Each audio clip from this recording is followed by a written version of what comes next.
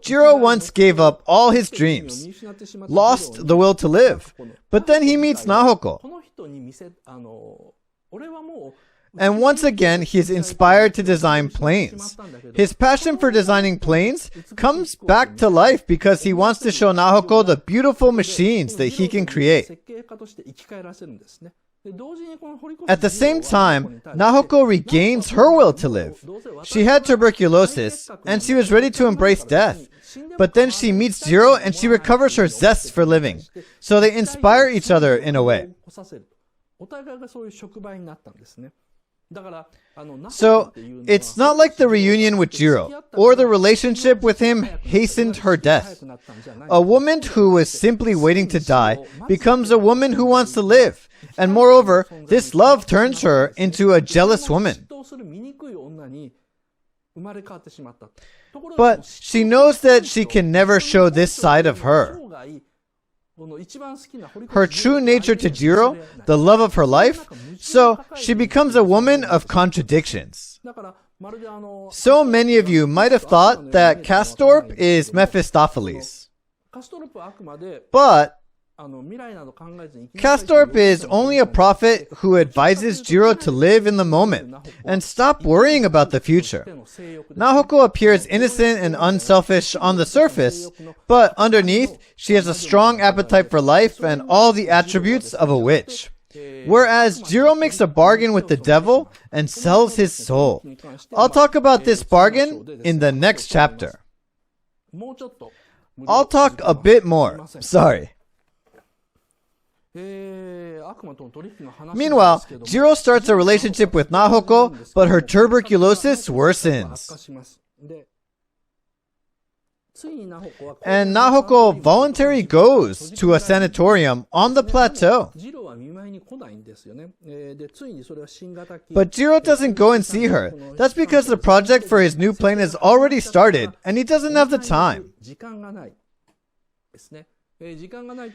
But he is engrossed in debate with his colleagues every night. He's not doing this just for fun. He's doing it because it's part of his job to inspire all the workers in the project. He thought it was his duty, and he rarely visits Nahoko's sanatorium. I talked about Jiro's letter to Nahoko a few years ago. He asks how she's feeling in his first 2 lines. But other than that, he only talks about his work. Nahoko is bored in the sanatorium. It says clearly that she's bored in the original draft, and then she sees a snowflake, Kazabana. Kazabana, which literally means windflower, is a snowflake that comes from the mountains. It's early for snow, but snow from the mountains travels on the wind. It's a sign that snow will fall before long. At this moment, she knows that she's soon going to die. Snow will fall soon. Once the snow starts to fall, the sanatorium will be isolated. She can't go out, and Jiro can't come to see her either. She knows that she won't live to see the spring. She feels that she must get out of there before the snow falls, or else she will never see Jiro again. The snowflake makes Nahoko realize that her time is limited. Nahoko escapes from the sanatorium. The snow starts to fall the day after she runs away. So it was a close call. She doesn't want to die waiting for him. She wants to see him before she dies.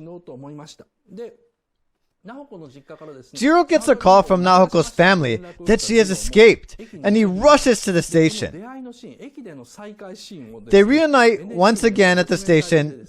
In the NHK documentary called 1,000 Days of the Wind Rises, we see Miyazaki struggling to draw the storyboard. He's cursing and correcting all the drawings done by other animators. He looks at the drawing of Jiro from behind when he's waiting for Nahoko and says, "What is this? This says nothing." I guess Miyazaki had something specific in his mind about Jiro's back.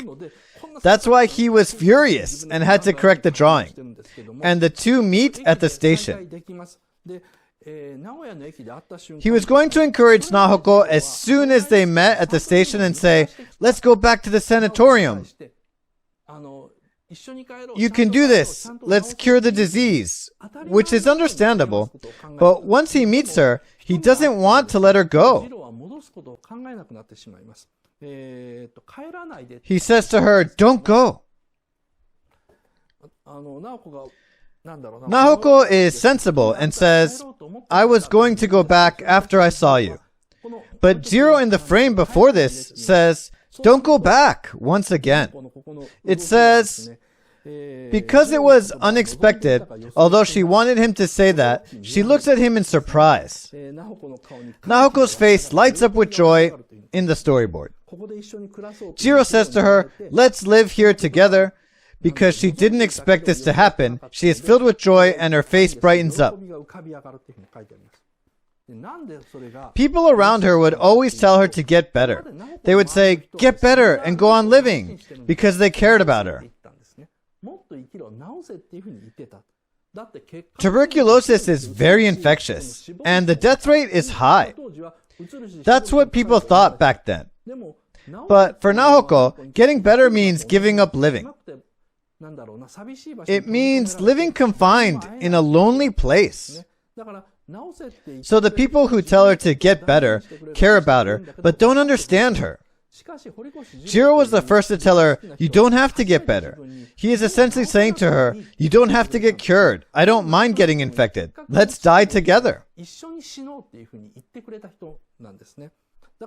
This story is, in a way, similar to No Longer Human by Osamu Dazai. That novel is about a guy who couldn't die together with his lover. They planned a double suicide. It is a story about a guy who lives with shame because the woman dies before him. And The Wind Rises is also a story about an airplane designer who is supposed to die with the love of his life but fails. He must go on living and endure the shame afterwards.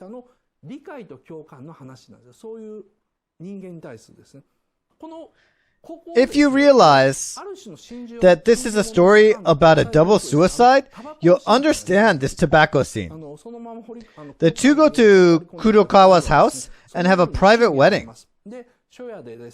That night, Nahoko says to Jiro, "Come here." When Jiro hesitates, she cuts in and says, "Come here," again, lifting the futon. She says, "Come here" twice in this scene, and this is linked to the last scene. So remember that.